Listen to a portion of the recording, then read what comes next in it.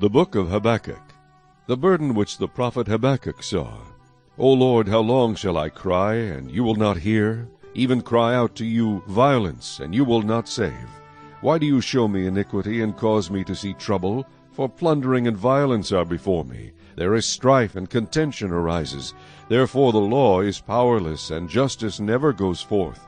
For the wicked surround the righteous, therefore perverse judgment proceeds. Look among the nations and watch, be utterly astounded, for I will work a work in your days which you would not believe, though it were told you. For indeed I am raising up the Chaldeans, a bitter and hasty nation, which marches through the breadth of the earth, to possess dwelling places that are not theirs. They are terrible and dreadful, their judgment and their dignity proceed from themselves. Their horses also are swifter than leopards, and more fierce than evening wolves. Their chargers charge ahead, their cavalry comes from afar. They fly as the eagle that hastens to eat. They all come for violence, their faces are set like the east wind. They gather captives like sand, they scoff at kings, and princes are scorned by them. They deride every stronghold, for they heap up earth and mounds and seize it. Then his mind changes, and he transgresses. He commits offense, ascribing this power to his God. Are you not from everlasting, O Lord my God, my Holy One? We shall not die. O Lord, you have appointed them for judgment. O Rock, you have marked them for correction. You are of purer eyes than to behold evil, and cannot look on wickedness. Why do you look on those who deal treacherously, and hold your tongue when the wicked devours a person more righteous than he? Why do you make men like fish of the sea, like creeping things that have no ruler over them? They take up all of them with a hook. They catch them in their net, and gather them in their dragnet. Therefore they rejoice and are glad. Therefore they sacrifice to their net, and burn incense to their dragnet, because by them their share is sumptuous, and their food plentiful. Shall they therefore empty their net, and continue to slay nations without pity? Chapter 2. I will stand my watch, and set myself on the rampart, and watch to see what he will say to me, and what I will answer when I am corrected. Then the Lord answered me and said, Write the vision, and make it plain on tablets, that he may run who reads it. For the vision is yet for an appointed time, but at the end it will speak, and it will not lie. Though it tarries, wait for it, because it will surely come, it will not tarry. Behold, the proud, his soul is not upright in him, but the just shall live by his faith. Indeed, because he transgresses by wine, he is a proud man, and he does not stay at home, because he enlarges his desire as hell, and he is like death and cannot be satisfied. He gathers to himself all nations, and heaps up for himself all peoples. Will not all these take up a proverb against him, and a taunting riddle against him, and say, Woe to him who increases, what is not his, how long? And to him who loads himself with many pledges.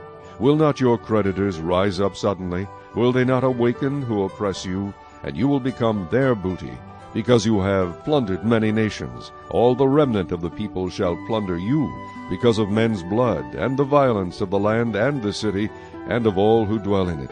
Woe to him who covets evil gain for his house, that he may set his nest on high, that he may be delivered from the power of disaster. You give shameful counsel to your house, cutting off many peoples, and sin against your soul. For the stone will cry out from the wall, and the beam from the timbers will answer it. Woe to him who builds a town with bloodshed, who establishes a city by iniquity. Behold, is it not of the Lord of hosts that the peoples labor to feed the fire, and nations weary themselves in vain? For the earth will be filled with the knowledge of the glory of the Lord, as the waters cover the sea. Woe to him who gives drink to his neighbor, pressing him to your bottle, even to make him drunk, that you may look on his nakedness. You are filled with shame instead of glory. You also drink, and be exposed as uncircumcised. The cup of the Lord's right hand will be turned against you, and utter shame will be on your glory. For the violence done to Lebanon will cover you, and the plunder of beasts which made them afraid, because of men's blood, and the violence of the land and the city, and of all who dwell in it. What profit is the image that its maker should carve it, the molded image, a teacher of lies, that the maker of its mold should trust in it, to make mute idols? Woe to him who says to wood, Awake, to silent stone, Arise, it shall teach. Behold, it is overlaid with gold and silver, yet in it there is no breath at all. But the Lord is in his holy temple. Let all the earth keep silence before him. Chapter 3. A prayer of Habakkuk the prophet on Shigionoth. O Lord, I have heard your speech and was afraid. O Lord, revive your work in the midst of the years. In the midst of the years make it known. In wrath remember mercy. God came from Teman, the Holy One from Mount Paran, Selah. His glory covered the heavens, and the earth was full of his praise. His brightness was like the light. He had rays flashing from his hand, and there his power was hidden. Before him went pestilence, and fever followed at his feet. He stood and measured the earth. He looked and startled the nations. And the everlasting mountains were scattered. The perpetual hills bowed. His ways are everlasting. I saw the tents of Cushan in affliction. The curtains of the land of Midian trembled. O Lord, were you displeased with the rivers? Was your anger against the rivers? Was your wrath against the sea, that you rode on your horses, your chariots of salvation? Your bow was made quite ready. Oaths were sworn over your arrows. Selah. You divided the earth with rivers. The mountains saw you and trembled. The overflowing of the water passed by. The deep uttered its voice, and lifted its hands on high. The sun and moon stood still in their habitation. At the light of your arrows they went, at the shining of your glittering spear. You marched through the land in indignation. You trampled the nations in anger. You went forth for the salvation of your people, for salvation with your anointed. You struck the head from the house of the wicked, by laying bare from foundation to neck. Selah. You thrust through with his own arrows the head of his villages.